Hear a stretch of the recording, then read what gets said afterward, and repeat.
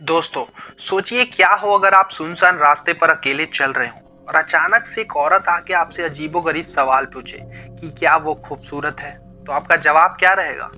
जी हाँ, आज हम बात करने वाले एक ऐसी हॉरर एंटिटी के बारे में जिसका नाम लेना भी लोगों के लिए अशुभ माना जाता है। एक ऐसी चीज जो दिखने में तो काफी खूबसूरत है, लेकिन उसके द्वारा दी गई मौत काफी खौफनाक। एक ऐसी चीज जो शायद है भी या नहीं, लोगों को ये भी नहीं पता। तो चलिए वीडियो को शुरू करने से पहले ऐसे ही मजेदार हॉरर स्टोरीज के लिए इस चैनल को सब्सक्राइब कर लीजिएगा। तो चलिए वीडियो को शुरू करते हैं। यह कहानी शुरू हुई थी लगभग आज से 1200 से 800 साल पहले। जापान के एक छोटे से गांव में एक बेहद ही खूबसूरत औरत हुआ करती थी जिसे अपनी खूबसूरती पर बहुत नाज था। वह अपने पति सामुराई के साथ रहा करती थी। सामुराई यानी वॉरियर। उसका पति एक वॉरियर था। युद्ध के दौरान उसके पति को युद्ध में जाना पड़ा, जिससे कि उसकी पत्नी बेहद अकेला महसूस करने लगी। अकेलापन दूर करने के लिए उसने एक दूसरी शादी कर ली। उसे लगा कि युद्ध में जाने के बाद उसका पति मर गया, लेकिन ऐसा नहीं था। युद्ध जब खत्म हुआ तब उसका पति घर लौटा। घर लौटते ही उसने अपनी पत्नी की दूसरी शादी बर्दाश्त नहीं की और तुरंत अपने तलवार निकालकर अपनी पत्नी के चेहरे पर वार कर दिया, जिससे कि उसकी पत्नी का दोनों तरफ का चेहरा कट गया। उसने अपने धारदार हथियार से अपनी पत्नी के चेहरे पर एक डेंजरस स्माइल बना दी और जब उसकी पत्नी ने अपने चेहरे की ये दशा देखी तो उसे महसूस हुआ कि जिस खूबसूरती पर उसे नाज था, अब वो खूबसूरती नहीं रही और उसने अपनी पास रखी कैंची से अपना दम तोड़ दिया। वहां के रहने वाले लोगों को लगता है कि यह मामला वहीं खत्म हो गया, लेकिन असली कहानी यहाँ शुरू होती है। वो औरत वहीं तड़प तड़प कर मर जाती है, लेकिन अचानक 800 साल बाद वो एक ऐसा रहस्य बनकर लौटती है जिसका नाम पड़ा कुची साके ओना। जी हाँ, आज हम बात करने वाले हैं कुची साके ओना के बारे में। कुची साके ओना एक ऐसी हॉरर एंटिटी है जिसका नाम लेना भी लोगों के लिए अशुभ माना जाता है। जापान के 1970 में इस कुची साके ओना नाम का एक बेहद ही खौफनाक दहशत रहा। जापान के लोगों का मानना है कि ये औरत बच्चों को अपना शिकार बनाया करती थी। जापान की लोक कथाओं के अनुसार माना जाता है कि जब लोग इकट्ठा रहते, एक साथ रहते, तो ये औरत कुछ भी नहीं करती, लेकिन जब भी कोई व्यक्ति रोड पर अकेला घूमता तो ये अपने धारदार हथियार को लेकर उसके पास जाती और एक बेहद ही कॉमन सा सवाल पूछती कि क्या वो खूबसूरत है। अपने चेहरे को सर्जिकल मास्क से ढक कर रखती और लोगों से ये क्वेश्चन पूछती कि क्या वो खूबसूरत है।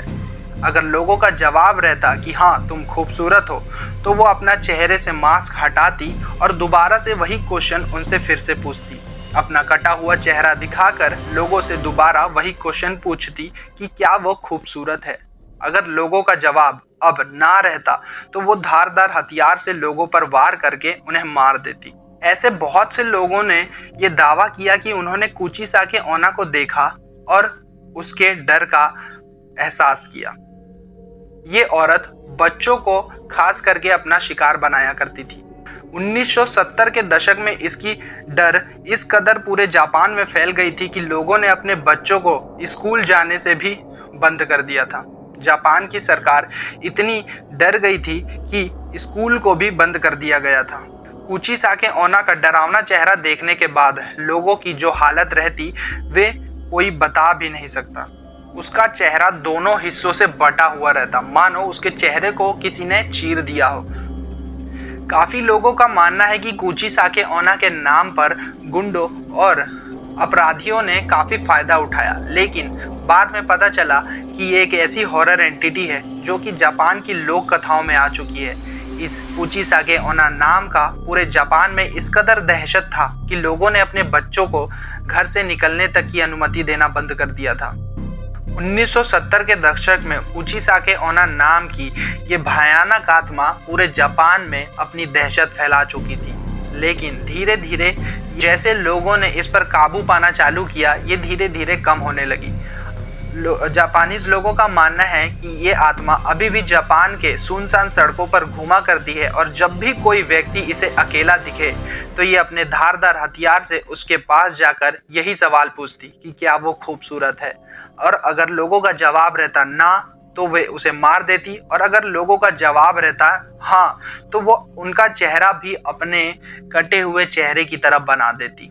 जापान के लोगों ने इसके सवाल से बचने का एक उपाय निकाला था, जो कि यह था कि अगर वो जब क्वेश्चन पूछे तो उसके सवालों का हाँ या ना में जवाब देकर उसे ये कह दें कि वो कॉमन दिखती है, ताकि लोगों को भागने का मौका मिल जाए और वो दबे पांव वहां से भाग सके।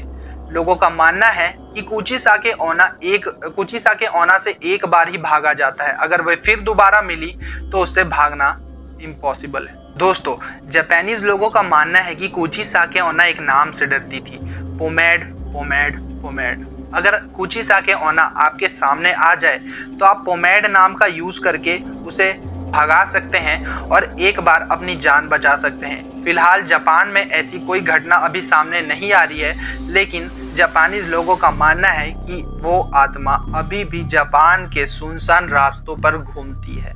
ऐसे ही मजेदार हॉरर स्टोरीज के लिए इस चैनल को सब्सक्राइब कर लीजिएगा। जल्द ही मिलेंगे एक दूसरे बड़े ही मजेदार हॉरर स्टोरीज के साथ। धन्यवाद।